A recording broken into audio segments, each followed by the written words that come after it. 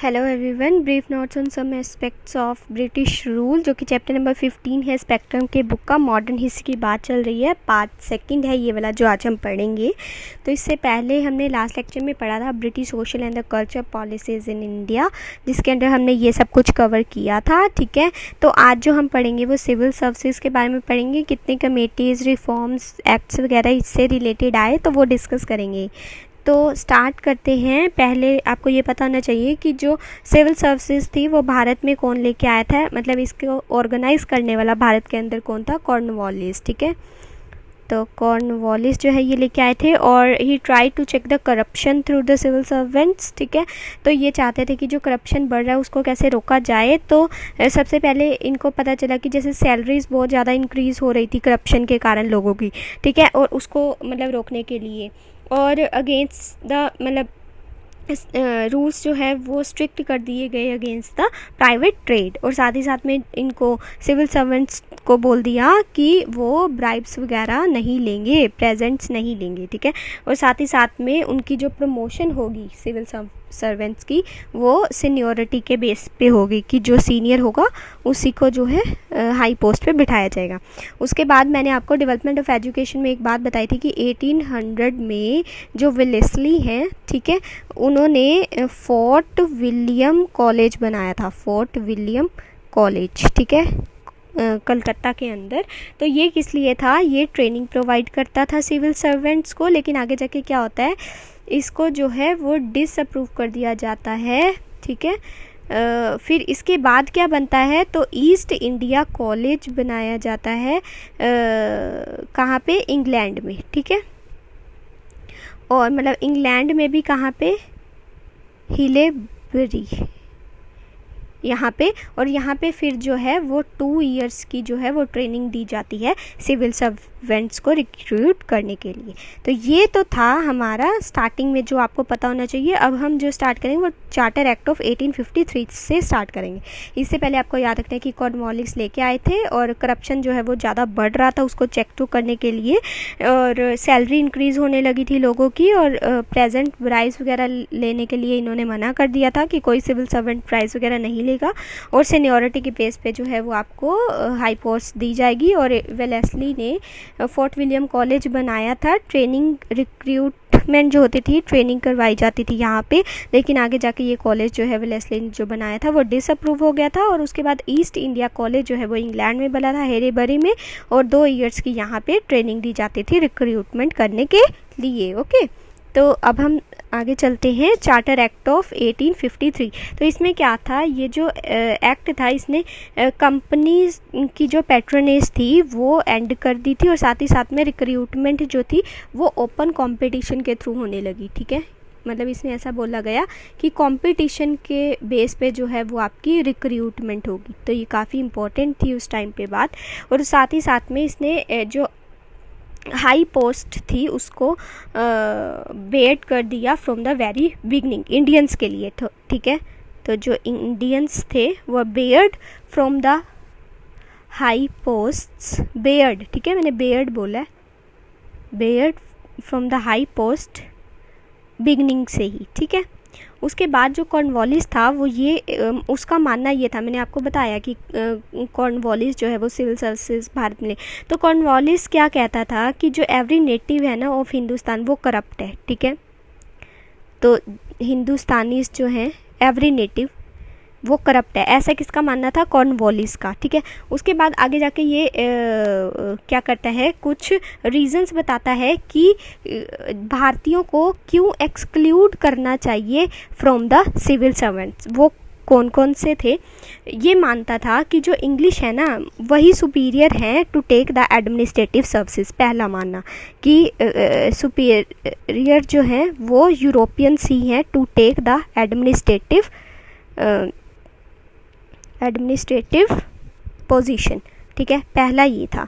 दूसरे ये बात करता था कि जो इंडियंस हैं ना वो इनकेपेबल हैं और ट्रस्ट करने के लायक नहीं हैं, ऐसा इसका मानना था। तो अनट्रस्ट वर्दी थे, ऐसे इसका मानना था इंडियंस, और साथ ही साथ में इनकेपेबल, ये मतलब नहीं निभा सकते एडमिनिस्ट्रेटिव वाली रिस्पॉन्सिबिलिटीज़। उसके बाद एक और भी ये बात करता था कि ये जो हाई कंपटीशन है अमंग यूरोपियंस जो हैं वो होने चाहिए और इंडियंस जो हैं ये नहीं क्रैक कर पाएंगे, ऐसा इसका मानना था कॉर्नवालिस का। उसके बाद जो चार्टर एक्ट ऑफ 1833 आया था ना, theoretically through the open the services to the Indians, 1833 में भी उसने बात तो की थी ओपन कॉम्पिटिशन्स की, लेकिन वो इम्प्लीमेंट नहीं हो सका। ये बात आप ध्यान रखेंगे कि तो 1833 से गया था लेकिन कभी उसको लागू नहीं किया गया ओपन कंपटीशन में। तो हमने क्या देखा चार्टर एक्ट ऑफ 1853 में कि ओपन कंपटीशन जो है वो ला दिया गया, रिक्रूटमेंट जो होती थी वो कंपटीशन के थ्रू ही होती थी, लेकिन इसने ये भी बोला कि जो इंडियंस थे वो Baird from the high posted beginning से ही, साथ ही साथ में ये मानता था कि जो एवरी नेटिव है ऑफ हिंदुस्तान वो करप्ट है, ठीक है। और साथ ही साथ में इसने कुछ रीजंस बताए कि क्यों एक्सक्लूड करना चाहिए इंडियंस को फ्रॉम द सिविल सर्वेंट, क्योंकि ये ट्रस्ट करने के लायक है नहीं है और साथ ही साथ में इनकैपेबल है, और सुपीरियर पोस्ट जो है एडमिनिस्ट्रेटिव पोजीशंस जो हैं वो सिर्फ ब्रिटिश ही निभा सकते हैं, वही सर्व कर सकते हैं, इंडियंस के बस की बात नहीं है।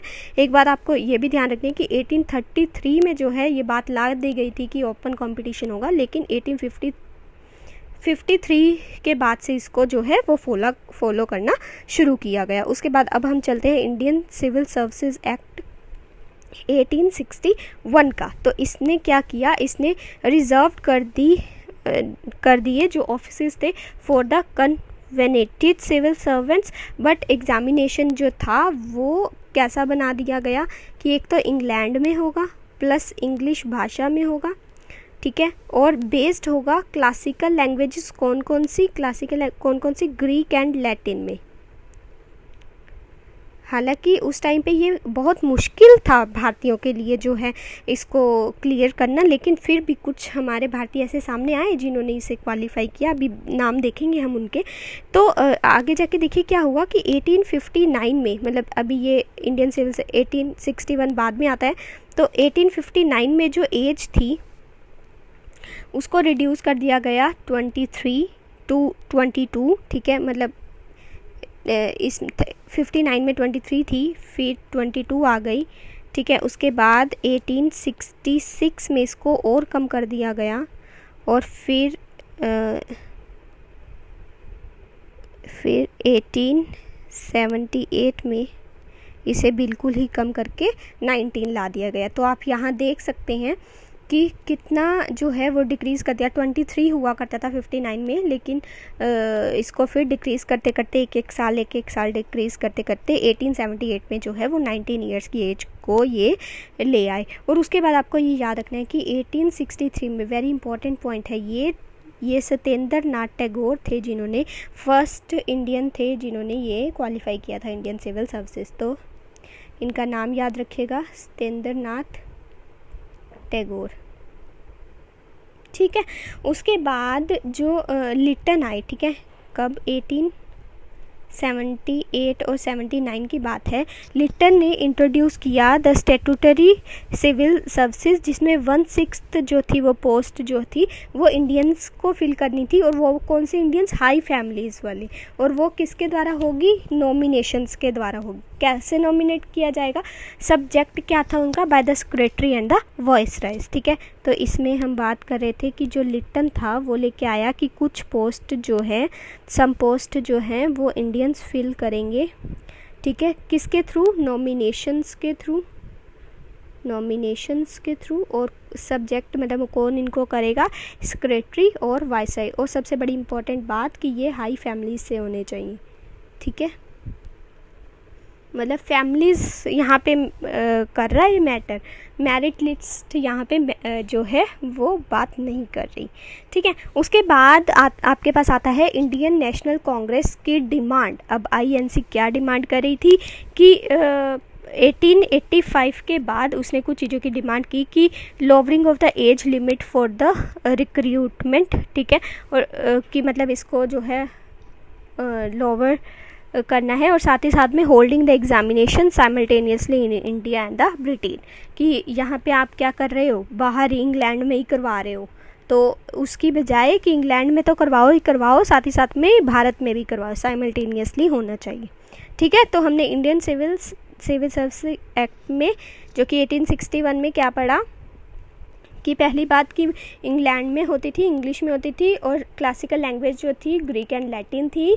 और 1863 में जो है सत्येंद्र नाथ टैगोर फर्स्ट वन बने थे इंडियन जिन्होंने ये क्रैक किया था। और जो है 1859 में 23 की एज थी, ठीक है, लेकिन 1878 आते आते 19 ईयर्स की एज कर दी थी। लेकिन 1878 में लिटन ने ऐसा बोला कि जो इंडियंस है उसको भी जो है फिल करने की पावर है 1/6, ठीक है, तो 1/6 जो है इंडियंस जो है वो फिल होंगे, इसकी रिक्रूटमेंट होगी। और ये हाई फैमिलीज से होने चाहिए और नॉमिनेशन के थ्रू इनको जो है वो रखा जाएगा, रिक्रूट किया जाएगा, और जो है वो सेक्रेटरी एंड वॉइसरॉय जो है इन्हें अप्रूव करेंगे। लेकिन इंडियन नेशनल कांग्रेस क्या डिमांड कर रही थी कि ये कर रहे थे कि raise the demand of lowering the age limit for recruitment, और साथ ही साथ में जो एग्जामिनेशन है वो इंडिया में भी करवाया जाए ब्रिटेन के साथ। ठीक है, उसके बाद अब हम बात करते हैं Aitchison committee on the public services 1886 की। ठीक है, तो ये किसके द्वारा, सबसे पहली बात यही आती है कि ये किसके द्वारा स्टैब्लिश या फिर सेटअप की गई थी, तो डर्फिन के द्वारा ये की गई थी। और इसकी जो रिकमेंडेशंस थी वो क्या थी कि इसने जो टर्म्स पहले जो डिफ़ाइन की हुई थी, कन्वेनेटेड एंड अनकन्वेनेटेड, इसको इसने ख़त्म कर दिया, ड्रॉप आउट कर दिया कि ऐसा कुछ टर्म्स वगैरह नहीं लगानी है हमने। और साथ ही साथ में इसने 3 क्लासिफिकेशंस दी, 3 क्लासिफिकेशन दी ऑफ सिविल सर्विसेज की। वो कौन कौन सी थी कि पहली की जो इम्पीरियल इंडियन सिविल सर्विसेज थी वो इंग्लैंड में होती थी। सेकंड वन थी जो प्रोविंशियल वाली थी इंडियन सिविल सर्विसेज, वो कहाँ होती थी, भारत के अंदर एग्ज़ाम होता था इसका। और जो तीसरी वाली थी सबऑर्डिनेट सिविल सर्विस, ये भी जो है वो भारत के अंदर होती थी। और इसने ये बोला कि ये जो तुम इतनी नीचे लेके आ रहे हो, 19 तक एज ले आए हो, उसको बढ़ा के अब रेज कर दिया इसने, 23 तक बोला कि 23 की एज जो थी वो सही थी। फिर 1893 में जाके हाउस ऑफ कॉमन जो इंग्लैंड में थी उसने ये रेजोल्यूशन पास किया और सपोर्ट किया इसे कि साइमल्टेनियसली जो एग्जामिनेशन की बात की गई थी इंडियन नेशनल कांग्रेस के द्वारा कि भारत और इंग्लैंड में होना चाहिए, उसको पास कर दिया। लेकिन ये जो रेजोल्यूशन था वो कभी इम्प्लीमेंट नहीं किया। आप देख रहे हैं ये पास तो कर लेते थे जो भी लॉज, लेकिन इम्प्लीमेंट नहीं किया करते थे। ठीक है, तो ये अचिसन कमेटी जो थी इसकी बातें आप कुछ याद रखिएगा कि सबसे पहली बात कि ये डर्फिन के द्वारा लाया गया था और इस कन्वेनेटेड और अनकन्वेनेटेड जो टर्म्स थी उसको ड्रॉप कर दिया कि ऐसा कुछ नहीं टर्म्स बनानी। और 3 क्लासिफिकेशंस दी इसने कि इंपीरियल इंडियन सिविल सर्विसेज जो थी वो इंग्लैंड में एग्ज़ाम होता था उसका, प्रोविंशियल का इंडिया में होता था और सबऑर्डिनेट का भी इंडिया में होता था। और इसने ये बोला कि जो एज लिमिट है वो रेस कर देनी चाहिए 23 तक। लेकिन 1893 में हाउस ऑफ कॉमन जो कि इंग्लैंड में बैठा करता था उसने सपोर्ट किया कि साइमल्टेनियसली जो एग्ज़ाम इंग्लैंड और भारत में करवाने की बात की गई है उसको हम मानते हैं, लेकिन उस चीज़ को, उस रेजोल्यूशन को कभी भी इम्प्लीमेंट नहीं किया गया उनके द्वारा। ठीक है, अच्छा, आई थिंक समझ में आ गया होगा आपको। ठीक है, अगर नहीं आया तो प्लीज़ एक बार रिवाइंड करके देख लीजिएगा, ये बहुत थोड़े कन्फ्यूजिंग से हैं इतने सारी चीज़ें लर्न करना। ठीक है, उसके बाद हम बात कर लेते हैं मोंटफोर्ट रिपोर्ट्स की जो कि 1919 में आया था। आप सबको पता है कि ये वाला जो रिफॉर्म्स थे ये रियलिस्टिक पॉलिसी दिखाते थे। ठीक है, और ये बताते थे कि अगर भारत में रिस्पॉन्सिबल गवर्नमेंट चाहिए ना, ये ध्यान से सुनना, अगर रिस्पॉन्सिबल गवर्नमेंट चाहिए भारत के अंदर अंग्रेज़ों को, तो मोर इंडियंस का होना, ठीक है, एम्प्लॉय करना उनको, ये काफ़ी ज़रूरी है। ये बात इस रिफॉर्म्स में बोली गई। उसके बाद इन्होंने बोला कि इन्होंने भी वही रिकमेंड किया कि इंग्लैंड प्लस इंडिया में जो है वो साइमल्टेनियस एग्ज़ाम जो है वो होना चाहिए। ठीक है, फिर इन्होंने एक चीज़ और बोली कि 1/3 जो रिक्रूटमेंट थी वो भारत खुद करेगा। ऐसे नहीं कि सारे अंग्रेज ही जो हैं ब्रिटिशर्स ही रिक्रूट करेंगे, नहीं, इन्होंने बोला कि जो रिक्रूटमेंट प्रोसेस के अंदर 1/3 रिक्रूटमेंट है वो इंडियंस इटसेल्फ होंगी। ठीक है, तो काफ़ी इंपॉर्टेंट इनकी जो रिकमेंडेशंस थी, and to be raised annually. और ये जो 1/3 इंडियंस अपने आप ही रिक्रूट करेंगे ना, और ये 1.5% जो है एनुअली इसको इंक्रीज़ करते रहना है। ठीक है, नेक्स्ट ईयर और 1.5% जो है वो अपने आप इंडियंस अपने आप को जो है एनरोल करेंगे। ठीक है, मतलब रिक्रूट करेंगे। ठीक है, समझ आ गई। ये मोंटफोर्ट रिफॉर्म 1919 जो है इन्होंने, ये एक रियलिस्टिक पॉलिसी थी और रिस्पॉन्सिबल थी। ये कहते थे कि रिस्पॉन्सिबल गवर्नमेंट के लिए, मतलब अगर ब्रिटिशर्स को रिस्पॉन्सिबल गवर्नमेंट इस्टेब्लिश करनी है भारत के अंदर तो मोर इंडियंस होने चाहिए, एम्प्लॉय करने चाहिए। ठीक है, और साइमल्टेनियसली एग्ज़ाम जो कि इंग्लैंड और इंडिया में होने चाहिए उसकी भी बात की। और 1/3 जो इंडियंस है वो खुद रिक्रूट करेंगे अपने आप, और 1.5% एनुअली ये बढ़ता रहेगा सिलसिला। ठीक है, तो नेक्स्ट हमारे पास आता है ली कमीशन जो कि 1924 में लाया गया था। और ये जो है जो सेक्रेटरी ऑफ स्टेट, ठीक है, SOS जो था ये कंटिन्यू करेगा टू रिक्रूट द ICS। ठीक है, और इसके अंदर कुछ ब्रांचेस और भी जैसे ला दी गई, जैसे इंडियन फॉरेस्ट सर्विस हो गया, इरिगेशन ब्रांच हो गई ऑफ सर्विसेज ऑफ इंजीनियरिंग। ठीक है, और साथ ही साथ में recruitment for the transferred field, कुछ ट्रांसफर्ड फील्ड्स थे जो, ठीक है, उनके अंदर भी जो रिक्रूटमेंट की बात की, जैसे एजुकेशन हो गया, सिविल मेडिकल सर्विस हो गया। ठीक है, एजुकेशन मेडिकल सर्विस, तो ये जो सारी थी ये प्रोविंशियल गवर्नमेंट के हाथ में दे दी गई, प्रोविंशियल गवर्नमेंट। और साथ ही साथ में जो यूरोपियंस एंड इंडियंस की जो मतलब सिविल सर्विसेज में 50-50 का जो रेशो था ना इंग्लिश मैन और इंडियंस के बीच में, उसको लाने में 15 साल लग गए, ये याद रखिएगा आप। ठीक है, मतलब जो डायरेक्ट रिक्रूटमेंट के बेस पे हुआ करता था। ठीक है, और साथ ही साथ में जो पब्लिक सर्विस कमीशन था वो इमीडिएटली एस्टैब्लिश किया गवर्नमेंट ऑफ इंडिया एक्ट जब 1919 था। ठीक है, उसके बाद अब हमारा एक रह गया गवर्नमेंट ऑफ इंडिया एक्ट 1935। तो एक बार दोबारा से ली कमीशन में देख लेते हैं 1924 में क्या बोला गया कि जो ट्रांसफ़र फील्ड्स थे ना, जैसे एजुकेशन मेडिकल सर्विसेज, वो प्रोविंशियल गवर्नमेंट के हाथ में देने की बात की। और इसमें यह था कि जो SOS था सेक्रेटरी ऑफ स्टेट, वो कंटिन्यू रिक्रूटमेंट करेगा इंडियन सिविल सर्विसेज की। साथ ही साथ में इसमें फॉरेस्ट सर्विस को भी ला दिया गया और इंजीनियरिंग की भी कुछ जो है उसको भी यही रिक्रूट करेगा। ठीक है, सेक्रेटरी ऑफ स्टेट। और उसके बाद 50-50 का जो रेशो डायरेक्ट रिक्रूटमेंट का ICS का यूरोपियंस एंड इंडियंस में था, वो उसको लाने में रीच करने में जो है 15 साल लग गए। और साथ ही साथ में पब्लिक सर्विस कमीशन जो था वो इमीडिएटली एस्टैब्लिश कर दिया गया था गवर्नमेंट ऑफ इंडिया एक्ट 1919 में। अब गवर्नमेंट ऑफ इंडिया एक्ट 1935 देख लेते हैं। ठीक है, इसका लास्ट ही है ये। तो इसने रिकमेंड किया कि एक तो फेडरल पब्लिक सर्विस कमीशन होना चाहिए और साथ ही साथ में प्रोविंशियल पब्लिक सर्विस कमीशन होना चाहिए। ठीक है, जैसे हमने पहले बात की नहीं ना, प्रोविंशियल स्टेट्स को वो दे दिया गया था, कौन कौन सा, एजुकेशन और मेडिकल डिपार्टमेंट। तो इसने भी यही बोला कि 2 लेवल पे होना चाहिए, एक सेंटर के लेवल पे होना चाहिए। ठीक है, फेडरल जो है वो सेंट्रल के लेवल पे, प्रोविंशियल जो है वो स्टेट लेवल पे जो है PCS हमें बनाना चाहिए। ठीक है, but the position of the control and authority remains in the British hand, लेकिन ब्रिटिशर्स ही थे करता धरता उस टाइम पे। ठीक है, उन्होंने process of Indianisation of the civil services को जो है वो ऐसा बनाया कि वो इफ़ेक्ट ना करे पॉलिटिकल पावर को।